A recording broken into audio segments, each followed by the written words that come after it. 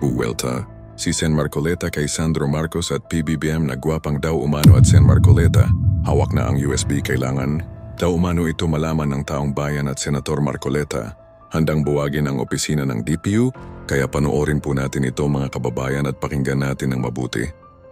Bibigyan na kita muna ng sample, ha? Sige nga. Alam mo po ba, Sen, Jen, natatandaan mo yung Senate investigation sa Makati na yung parking? Makati Senate Parking? Yes. Diba tagal nilang hiniring ni na Senador Trillanes yan? Nako. Na yan may 2.2 billion? Nasira ang political career ng mga binay dyan, yes. Dahil siya tatakbong ano nun eh. Yes, Presidente mataas na rating eh. At dahil sa inaraw-araw sila, bagsak ngayon si Binay. Yes. Kinasuhan siya ngayon sa Sandigan Bayan. Lumitaw na ngayon ng resulta ng Sandigan Bayan. Alam ba? Guilty. Dahil ang daming pinakitang kung ano. Ang daming matitibay na. Diba? Pinawalang sala po. Yun lang. Jomar Binay. Junjun Binay. At iba pa sa kasong malversation of public funds. May falsification of public documents pa. Ayun. Nabigo daw po ang prosecution na patunayan ang kanilang pagkakasala beyond reasonable doubt. Wala rin kahit anumang civil liability. Ang tindi nito. Ang naging problema, naging damage lang kayo, nasira kanya political career niya. Nagtagumpay din yung mga kalaban niya. Ayun nga. Ano relasyon yan sa pinag-uusapan tinatanong namin ni Jensen. Baka naman ganito lang rin. Kasi ito, 21 hearings ito. Dinidinig at saka controversial ito. Sinubaybayan ito ng sambayan ng Pilipino. Ayun pala, walang matibay palang ebidensyang nakukuha. Sino ba yung mga senador na nag-imbestiga? Kasama ba ako doon? Trillanes. Yun na nga po, Sen. Kaya tanong nila ngayon, Sen, sa inyo. Marcoleta ang apelido, hindi naman Trillanes, ha? Oo nga, bagay. Tama din naman kayo. At saka kasama nyo, Lubaw at saka Subarjan. Ayan ang sinasabi natin. At saka kasi ang construction, pagka ganyan, maraming paper trail eh. Saka may mga technical Pero yun nga po, Sen, ano ang magiging kahinatnan? Kasi kaya ang pag-imbestiga naman nila, political lang. Politically motivated talaga. So, pinpointed nila dahil tumatakbong vice president, yung isa naman tumatakbong mayor. Ito namang iniimbestiga natin, yung sabwatan ng mga contractors, yung DPWH, at saka yung mga politiko. Iba naman ang konteksto nito eh. Iba ang konteksto nito.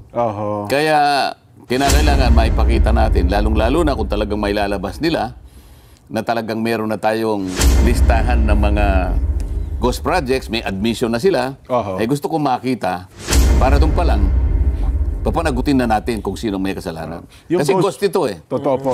Ghost ito. Hindi po pwedeng walang managot dito. Yung ghost yan, talagang walang kaano. Yung mabuti-buti pa yung substandard, at least medyo mapapawi mo ng konti. Well, may nakita ang tao, pero yung talagang totally ghost, yung 55, talagang, yun, grabe sen. Walang kapatawaran siguro yun. Kaya nga, yun lang. Kaya yun lang makakita tayo ng mga, palagay mo, may 10 ghost projects tayong nakita. Palagay mo lang. Ano? Doon pa lamang, ay meron na tayong may lalata. Na mga bagay-bagay para sa ganon ay yung nasayang na pera magkaroon naman ng kapupuntaan kung ano man. Unang-una, siyempre susuriin natin sino-sino ba ang nasa likod ng ghost projects na yan. Kailangan, sino yung contractor, sino yung kasabwat ng mga opisyalis ng DPWH, at kung may kinalaman yung mga politiko sa likod niyan, may pananagutan po sila. At kinakailangan may mangyari na. Yan, opo, Sen. At ang tanong pa na dyan, may chance ba kahit paano, Sen, makabawi man lang ng pera sa mga yumaman dyan? Kung talagang ghost? Ito nga, halimbawa, napatunayan natin ghost. O di wala na tayong debate tungkol dyan. Opo, yan, halimbawa, O ano ang kinakailangan dyan? Ibalik po ninyo yung pera sa bayan. Diba? Pwede ko magawin yun. Kasi nagastos na namin, wala na ko yung pera eh. Bakit? Wala ka na bang pera para ibalik mo yun? Hindi ko naman sinasabi yung perang meron ka, ibabalik mo yan. Ayun. Ibabalik mo yan. Merong mga bonding companies na nag-post ng performance bond yan. Ayun, insurance. Di ba?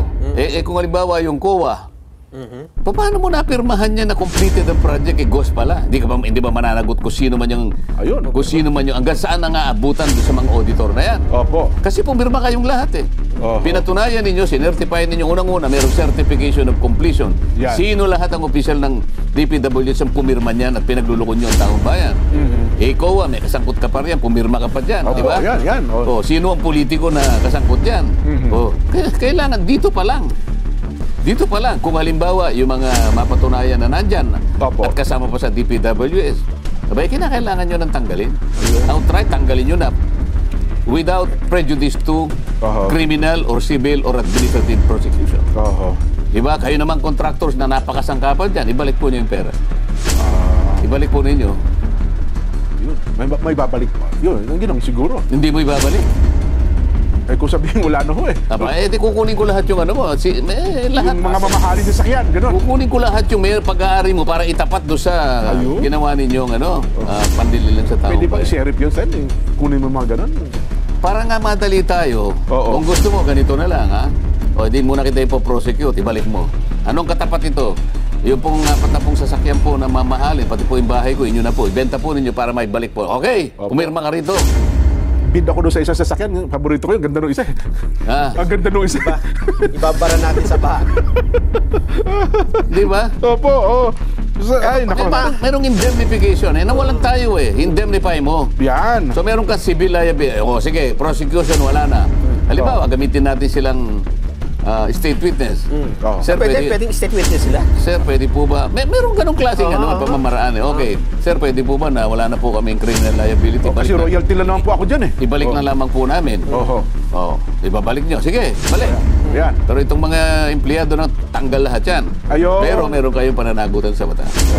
Kasi baka maging General Sen. Naku, Sen, Generalson, royalty lang po kami dyan 5% lang po kami. Ang kumita ng malaki kahit na 5 centimos lang yun, pumayag ka na ayun. Kasangkot ka dyan Hindi nyo may palalabas yung multo na project na yan kung hindi ka sumausaw dyan. Kaya nyo napalitaw na may project kahit wala dahil magkakasabwat kayo. Nako. Tigil-tigilan nyo na. Sabi nung isa, Jen, sabi niya ito, may nag-text sa atin, Jen, alam mo bang namatay ang negosyo ko dyan? Kasi wala akong pang 3% advance sa miyembro ng BAC. Kapag ka-BAC pala, Sen, para makuha mo yung proyekto, advance mo agad 3%? Ganun pala yun? Buti 3% lang siyang panahon niya. Siguro matagal na yan. Kaya daw ako nasira yung negosyo niya. Kaya ngayon 5% na Advance po? Oo. Kung ay, grabe.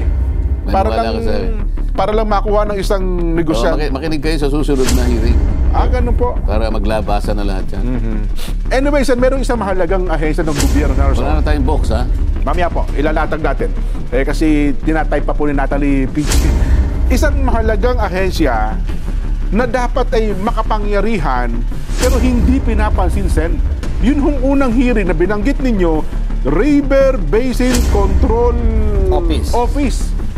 Isa pala itong napakahalagang ahensya pero ang DPWH, inamin po mismo ni Secretary Manny Bonoan, hindi nila napansin hindi sila nakikipag-coordinate yun. At least narinig mo sinabi niya. Opo. At mukhang yun namang ahensya, hindi rin naman kumikibo, Sen. Doon pala sa executive order na nilatag ninyo. Kaya nga sa susunod na hearing, sasabihin ko, tanggalin nyo na yung opisina na yan. Ano ba? Hindi ba dapat palakasin na lang natin kasi... Tanggalin mo, wala namang ginagawa talaga. Wala. As in, wala. Ako naman, Sen, baka naman kung i-activate natin, wala talaga. Tanggalin. Kaibigan namin ni Nelson yung boss doon Sino na nga ba yan? Si David. Hindi ko kilala po Hindi mo kaibigan, hindi mo alam ang pangalan. David ang apelyido. Naawa naman kasi ako, Sen. Kumbaga, binaliwala na nga siya. Mamili ka na lang ng kaibigan. Ganun ba? Ako namimili ako. Ang pagkakaibigan, hindi maramihan. Ganun ba? Pili lang. Si Hercules nga, ayaw kay David. Ako namimili ako. Kahit konti lang. Kasi pagka yung kaibigan, yung matitino, nasasandigan mo yun. Tsaka hindi ka ililigaw nun. Marami ka kang kaibigan. Puro contractors naman. Circle of friends Wala. Alam mo ba, Sen, kasi nabanggit yung River Basin Control Office. Meron palang dito, binabanggit nito yung OP, yung Executive Order number 186.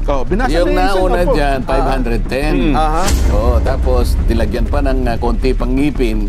Yan ang sinasabi mo yung huli. Yung 2009, Kasi 2006 yung una, di ba? Aha. Baka akala mo hindi ko kabisado lahat yan. Ako, pagka ako nagpasimula ng meeting, nagkukunwari lang ako na tinatanong kita pero alam ko na dapat mo isagot. Pag hindi ka sumagot ng matino, Ng tama, oo. ay, bahala ka sa buhay mo. Masasalakap ka. Hindi ako nagtatanong ng ganun-ganun lang. Opo. Dapat maintindihan nila yan. Ano yung panghuli ng isda sa Pampanga?